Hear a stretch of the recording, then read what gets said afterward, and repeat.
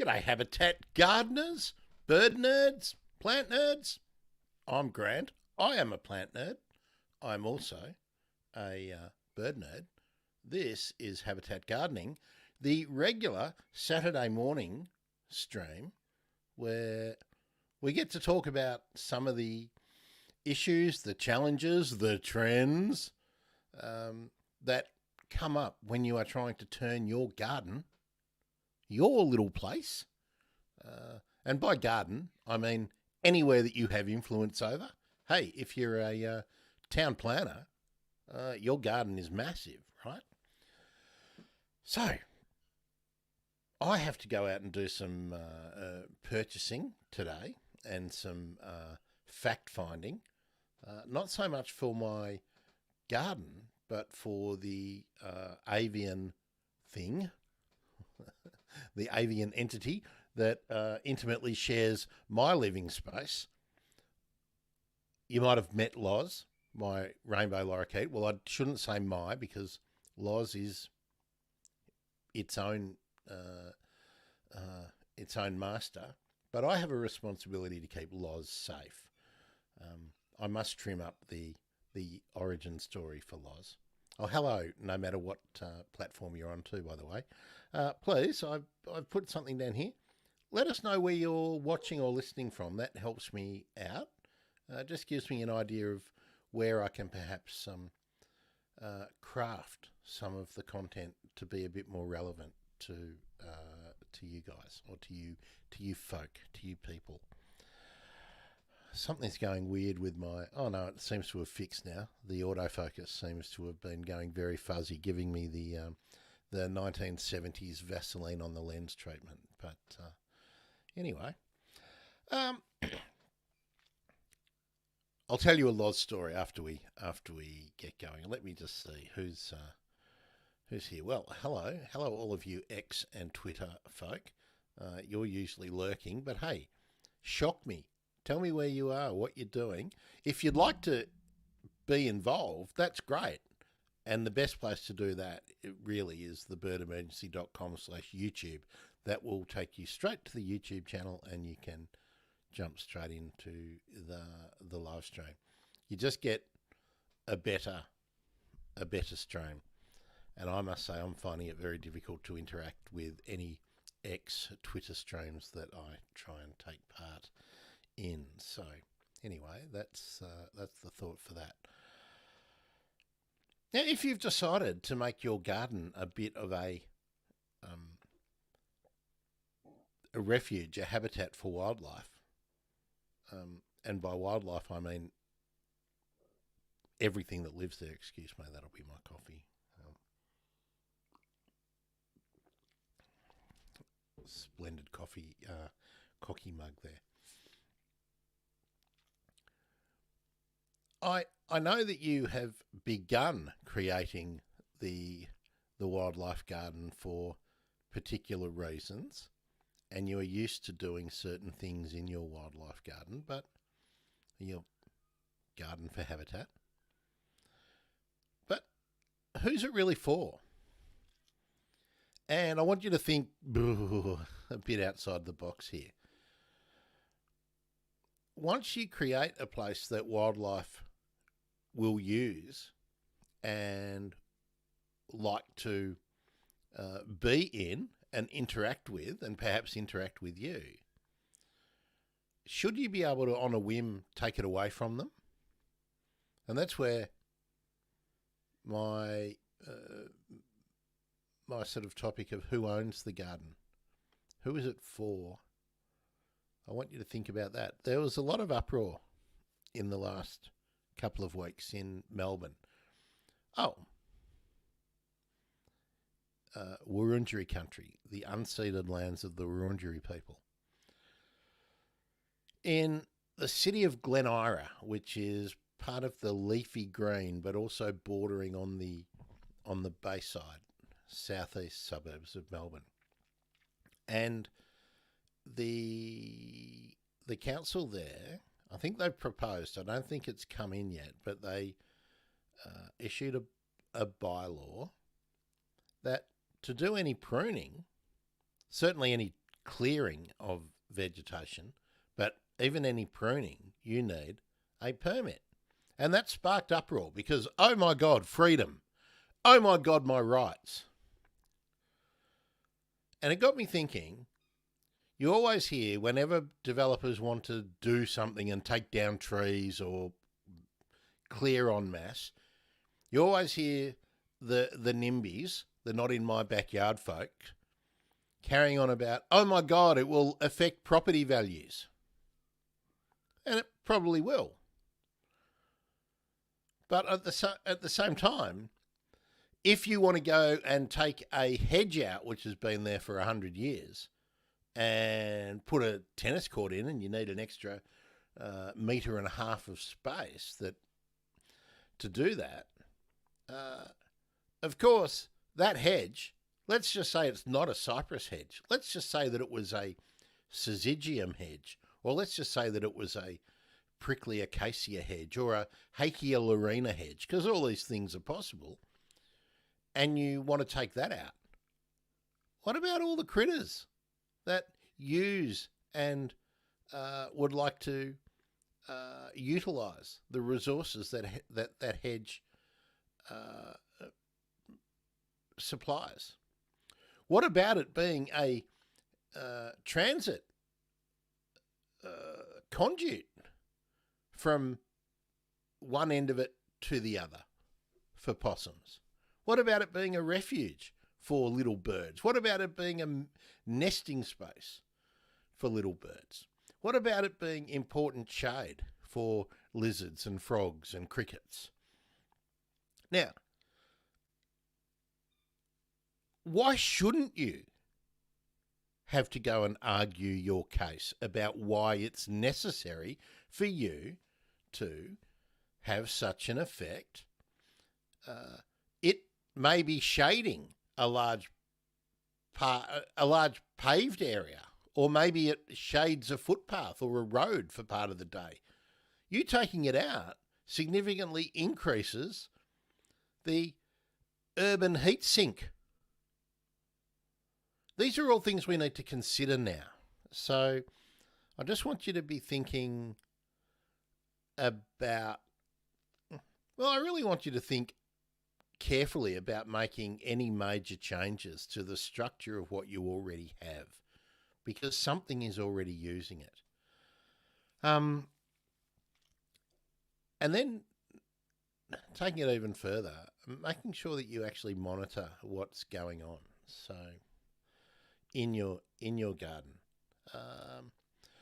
Now, I would like to invite anyone who is part of the regular riot squad for the bird emergency who's listening or watching at the moment to say hello. I'd like to know that you're here. If you have no idea what the riot squad is, that's what we have dubbed the regular commenters and participants in the live streams. A riot is the collective noun for kookaburras, and I really must make a little video about this, shouldn't I?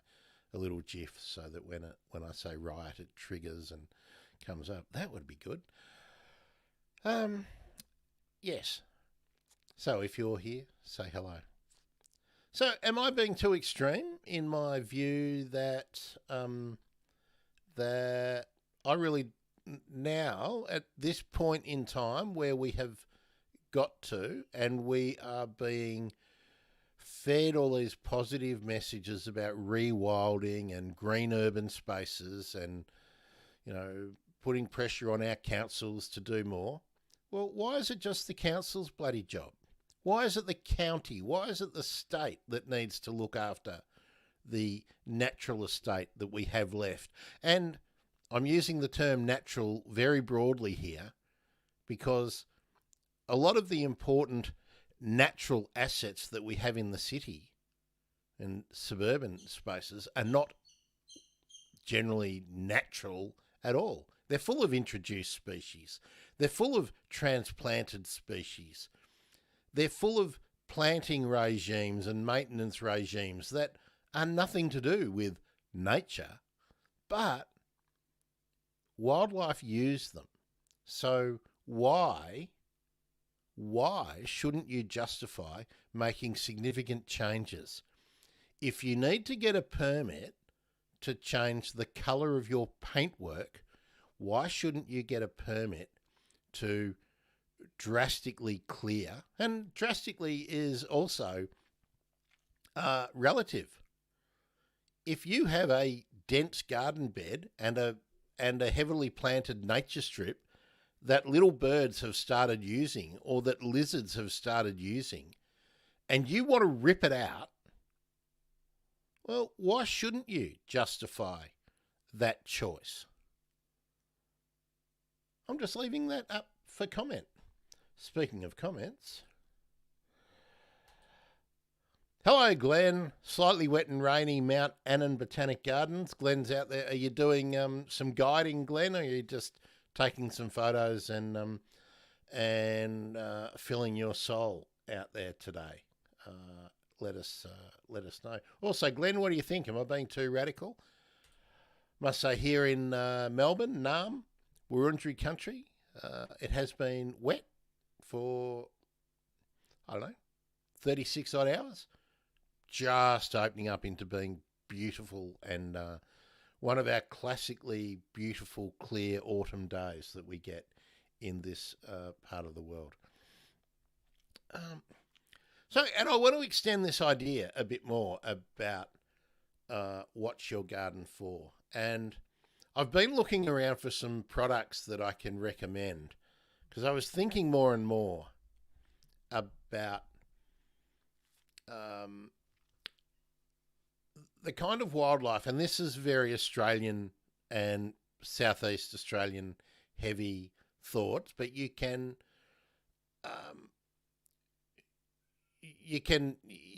put this sort of framework and these suggestions into any kind of gardening situation, no matter where you are. Bandicoots, potoroos, antechinus, echidnas, lizards, skinks and geckos. Well, geckos are a little bit like the possums, but I'm thinking about all those ground-dwelling creatures. If you've changed your fence from something that was wire, maybe you've had a wire dividing fence, maybe it was a Federation style or one of those ARC style, and that the wildlife could get through, and then all of a sudden you thought, oh no, we want a picket fence, 6 foot high picket fence. Those animals can't get from your place into something else. And this is especially relevant if you live near any sort of open space, any sort of public space. Be thoughtful. Leave a few exit points for them. And I'd like to see councils actually come up with ways to mandate this. I just think we've got to the stage where we need to allow for the other residents in our suburbs and residents, I don't mean ratepayers, and I don't mean voters, I mean holistically residents. Okay, another comment in from Glenn giving us an update. Just me on my own here. So Mount Annan Botanic Gardens is one of the Australian National Botanic Gardens, and it's in the southwest of Sydney, just so if you want to twig in to where Glenn is. If you want to know more about Glenn's done a Photography Friday and a Habitat Gardening special with me, so you can see how Glenn is developing his habitat garden and check out his photography. So Glenn says, just me on my own here, so all good, soaking it all in. No, and this is about my comments, I'm guessing. No, not too radical, as I go to my mother's place each week. She's lived there 60 years as her neighbours move out, houses are knocked down and duplexes put up. As the trees go, you can now look down about 15 houses now with no trees. All your bird life is left. So definitely not too harsh in your comments. Yeah, this is really what's got me thinking, apart from what I've been seeing about people objecting to councils being overreaching and being too tough. I mean, I've recounted many times on the Bird Emergency, Monday with Holly, sometimes on Habitat Gardening Streams, whenever I'm talking about what's happening in my patch. Exactly the same thing. Property gets sold. Actually, I'll take some photos this morning. I'm taking my old Lumix G2 out with my lens. So when I go shopping, I'm going to take some photos of some product, but I'm also going to do some photos of some really interesting little habitat pieces that I can see in the built environment around me, but also some of the winter flowering plants. But I'm going to start documenting a couple of the properties. One has just been cleared. That was, admittedly, it was a dump, and it was where all the meth heads used to break through the fence and go and use the shelter. Probably some homeless people sleeping there occasionally. I mean, I used to see all sorts of people coming in and out. But they did have some big trees left on the property, and they were being used. They were kind of sentinel trees where you'd see the birds fly up, sit up the top, have a look around, and then move on to somewhere else because there was not much else in the on the property. Now there's nothing on the property, so I'll take some photos of that. Also, there's a place just down the street on the corner that's just been sold. I haven't found the price out yet, but I assume it will be something like $900,000, and I'm pretty sure that'll just be knocked down completely. I think there's two significant trees on that block. It's pretty much built all over. I'll have a look at that. There's a couple more places that have been sold and are starting to be developed on my street, so I'll keep an eye on them too. But here's the thing. I mean, I'm genuinely conflicted about this. You can make a difference in your local area by doing things, and I think by doing positive things for nature. And I think councils have a role in stopping the destruction on a neighbourhood and street by street, block by block kind of scale. But it's so disheartening when your government turns around and says, hey, we're going crazy for gas for the next 25, 30, 40, 50 years. So in a way, you kind of think, why is anyone worrying about the urban heat zones when governments are just continuing to go on? What a Trump again in an interview recently again. Drill, drill, drill, drill. I mean, it's just insanity. Canada, Australia, US, bloody Scandinavian countries still. But if we're to persist in urban environments, as they change and they get very, very difficult for us, we are going to need every shade tree we can possibly have. And we must remember that even fast-growing Australian trees, eucalypts, before they're significant in the amount of shade that they provide, it's 30 years, maybe 50 to 100 years. So every stem in the built environment now might be significant. So that's really the point I want to make. Now I'm going to wait for you to chime in, and I'm just going to tell you what I was doing yesterday. I spent all day yesterday working out a flat pack. I had to get a new. I don't like calling it a cage because it's bigger than a cage. It's about 9 times bigger than what Loz has been living in for the months since he turned up here. And so I got it all ready and got it all tricked out yesterday, but it did take a while because the instructions are never that clear and it takes time to disassemble it when you get a little bit wrong to put it all back together. But so I had it in front of his cage yesterday and I did all the assembly in front of him, and then this morning I've had it there with him next to the new one, and I've put these play gym on top, and started feeding him in the new bowls today because they're all nice and big and they all have holders. And anyway, I'll take some photos of it and show it off on the community posts on YouTube probably.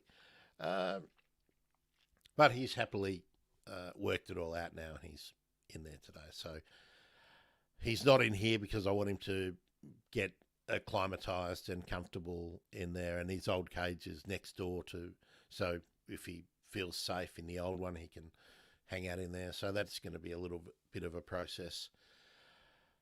And then the old cage will be his outdoor space where he can hang out in the sun in the morning and talk to all the other birds around and just have a bit of a change of scenery. And then he's got this massive like palace inside.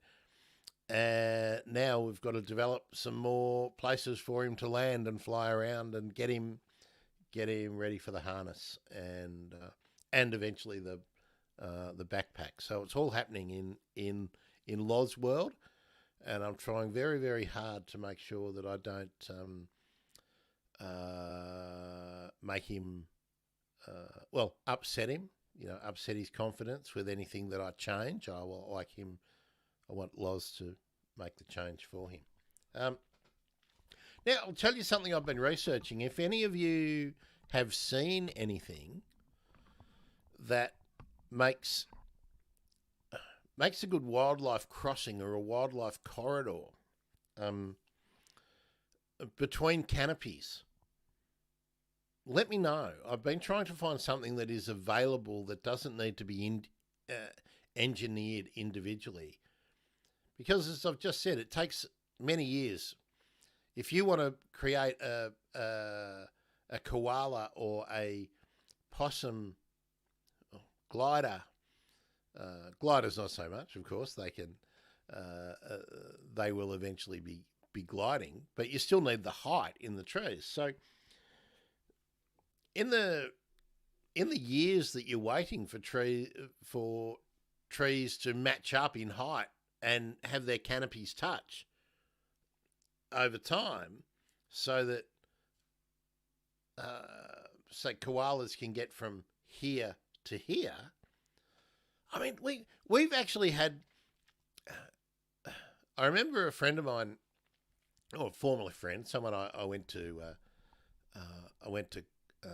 horticulture college with, was working as an arborist, and a significant amount of their work was trimming up trees so that the canopies didn't touch, so that brush-tailed possums, which everyone thinks is a pest, and indeed, if there's too many of them and there's no food around, yeah, hell, they're a pest.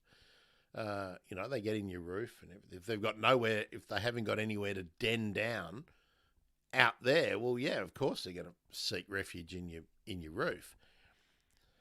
Was actually shaping trees so that possums couldn't do what possums do.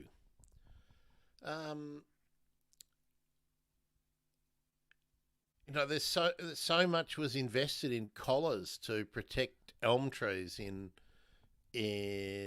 the city of Melbourne to stop possums and coincidentally cats as well, to be able to get up tree trunks and into the canopies because of the damage they were causing, because they were eating or just overusing those trees. I wonder why that was. Because all the other resources for them have gone. So, anyway, just checking. Oh, thanks for the like too on the Twitter, Elizabeth Webber. If you're here, say hello. Appreciate it. So I've been looking for something which can be used as a bridge from one tree to another, that you could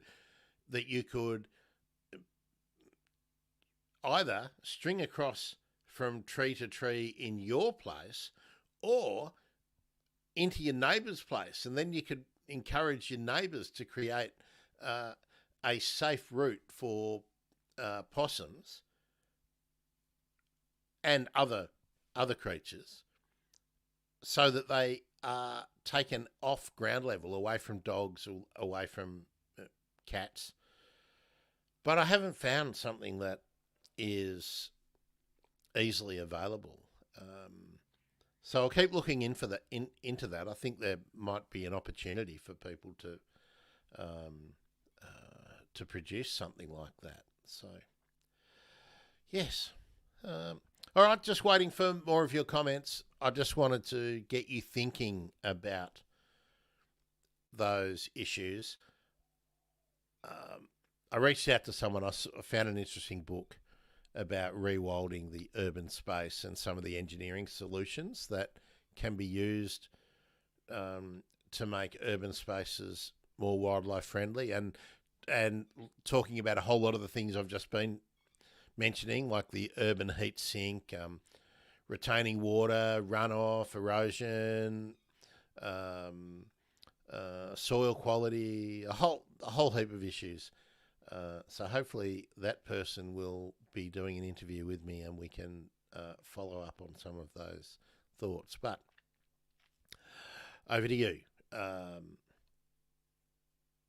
Should regulatory bodies, outdoor bodies, your neighbours have an influence on what you do in your space? That you've scrimped and saved hard for many years and put an obscene proportion of your yearly earnings into securing for you, for your family, networking, socialising place for your friends? Or do you think that you now have a collective responsibility? Are you the shepherd? Are you the custodian of your little place for the increased benefit of others? And think a little bit more about that. Do you have a responsibility to increase the amenity for the community that you live in, including its wildlife? Should we be making decisions based on a responsibility to be better, or should we only be making decisions based on not doing anything harmful? There's a distinction there. But I don't think many people actually ever apply it to the things that they do when they are doing things on their property. I would be very interested in hearing what you think about that. Yes, so now I'm just going to put some music on just for a few minutes. Which one will we put on? We might just put on the Feeding the Ducks again, and I'll see if any of you have got any other comments to make. Just turn it down a little bit, and then I've got to go and get some hardware things that I need, and I've got to go and find a new.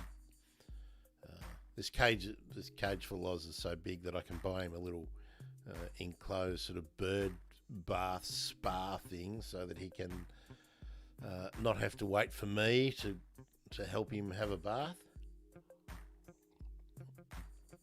And I'm going to marvel at it's a good time of the year in Melbourne when the Hakea lorina begin flowering. We've got Banksia integrifolia flowering, Hakea suaveolens, a common street tree around here as well. What else have we got? I think it's not a Hakea sericea, I don't think. There's another really prickly Hakea in flower just near me, which is providing a lot of food for particularly the little wattlebirds and New Holland honeyeaters. And the Eucalyptus leucoxylans are flowering again. The ones in the park here are just about to start, so another flush. So that's really, really great. Hello, newcomers, I'm guessing, on what have we got on YouTube and Facebook. Welcome. Again, if you're part of the right squad, let me know. Glenn's a part of the right squad, and I didn't put the loop on, so I better put that on again. And we'll just give it a few more minutes. Stick around until about 15:15, and then I've got to go and get some things. I also need to buy some more varied fruit treats to give Loz a bit of a more positive experience in his new unfamiliar environment. He can now come down much lower in the cage, so it's down at the same level as Shadow on the. So I'm a little bit concerned about that because Shadow's being a dog that is bred from cattle dogs. He's very, very excited by movement, a little colourful thing moving around. So we'll get past that. What other news can I give you? I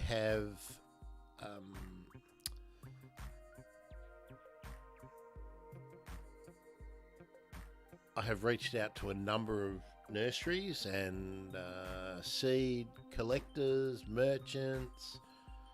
So we'll have some more interviews soon. It's just difficult. Saturday mornings are difficult, and I'm going to have to record some and play them back at another time. So there's so much going on. I'm waiting for some new stands for cameras and microphones and things so that I can do a little bit more than how I have been for years doing these streams, and should be able to make them a little bit more entertaining. And I'll be reaching out to people that I know are working on their own garden projects and wanting them to do little snippets for me that we can put into compilations to play. A little bit like First Seen and Heards. I have to say too, I didn't do a First Seen and Heard this morning because I was too busy doing Loz things that I have absolutely no idea what the first bird I heard or saw was this morning. So I've fallen into that bad habit of not paying attention for the last few days. Same thing yesterday. Okay, and look, anything else that you've noticed in your patch that has given you pause for thought? I feel like we haven't really done much today, but I thought it was a very controversial kind of topic. I thought we might get more feedback. Maybe we will on the replay. Maybe people will be talking about on the replay. That's the other thing too. In your notifications, you're going to notice that more replays come up. So I am going to be replaying basically all the things that I do on the in Bird Emergency. But the replays will not be on. Not every replay will go on every platform. So if there's things that you've missed and you would like to catch up on, it's important that you do the subscribing on thebirdemergency.com/YouTube. And let me take these banners down. Let me take where's the one I want to take? Let me take that one down, and I think that'll put there we are. That's where you should go to. And then you will be able to catch anything that you have missed. I'm also going to be playing some of the old interviews that I've done over time that didn't really get a lot of play, but that I think are pretty important. It's going to be good when I have this new stand. I'm going to be able to be looking more at you while I'm trying to see what's going on the screen at the same time too. So thebirdemergency.com/YouTube. Well, we're almost up to the end of this thing. I said I'd go till 1:15, but if you're not joining in, I may as well go and find some. I need to pick some flowers for Loz too. What else did I want to tell you? Also thinking of, this is like the housekeeping. I'm playing around at the moment. This is one reason I haven't done a whole lot of new stuff this week. Oh, actually, Monday, 2 p.m. Monday with me will be at 2 p.m. Gregory Andrews is joining me, and he is actually having an important meeting at the time that we were going to be going live, which would have been 12 or 1. It's now 2 p.m. Monday, Gregory Andrews. We're going to be talking about his protests about climate change and biodiversity habitat loss, and some of the meetings he's been having with people in Canberra. So I'm particularly interested in asking him what he thinks the future holds, and he's having a change of focus as well. So we'll talk about that. So that's Monday. I was going somewhere with that. Oh yes, I've been playing around with having a channel, a new channel, which is all about conservation news, but that's totally AI, that's totally automated. There'll be an AI computer-generated me, probably using my voice, not so much my face. Will probably make far more handsome. Thinking of having to model it with a suit and tie and do that. Isn't it ridiculous how many of these reporters sit there, suit and tie makes them credible. What a load of crap. Yeah, so that might be where I shift a lot of the stuff that gets me so riled up, so angry about stuff.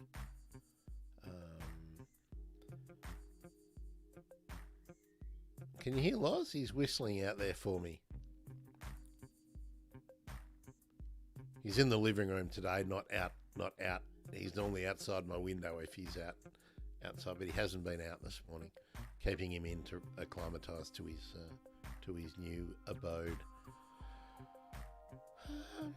All right, well, Glenn, have a fantastic day out in the gardens. I'm making a big effort to go out and take photos for you. I wonder why that disappears. Oh, there we go. Very good. So we'll do a bit more visual stuff in these habitat gardenings, and we'll take it on from there. Okay, well, it's coming to an end, this track. So as this track comes to an end, I'm going to nick off. Thank you, all of you lurkers on Twitter/X. Nice to be with you. Oh, here we go. We've got something coming in. Thanks, Glenn. I will have a good one. It's a much nicer day than it was yesterday. And I love checking out all the winter flowering things. Glenn, while you're out at the gardens, would you make a little note for me just while you're checking around? Tell me what are the plants that are flowering now that most of the nectar feeding birds are actually using? Like, I know there's a lot of correas in flower now, quite a few eucalypts, quite a few banksias, hakeas. Just let me know if you notice, if you have time, if you're thinking about it. Share with us, and this isn't for now, for just at another time. Maybe we'll talk about it on Monday if you're around, or maybe next Saturday. What are the winter flowering plants that your nectar feeding birds that you are seeing at Mount Annan are utilising the most? I think that might be an interesting thing to discuss. Glenn's already telling us it's the hakeas. All right, well that's good to know. I'll go and take some hakea pictures today of what's happening around me. Oh, Loz is really giving me he's giving me the whistles for sure now, telling me he wants some attention. Okay, can't give you much more than that. I'm Grant. I'm a bird nerd. I'm also a plant nerd. Look after your local wildlife in the week between now and next Saturday when I'm back with you for Habitat Gardening. And if you want to check out more bird stuff, make sure you are subscribed to thebirdemergency.com/YouTube and all the other platforms. But as I say frequently, that's where my main notifications and everything will be going out, so you don't miss anything. See you bird nerds, see you plant nerds, see you habitat gardeners. Enjoy your weekend.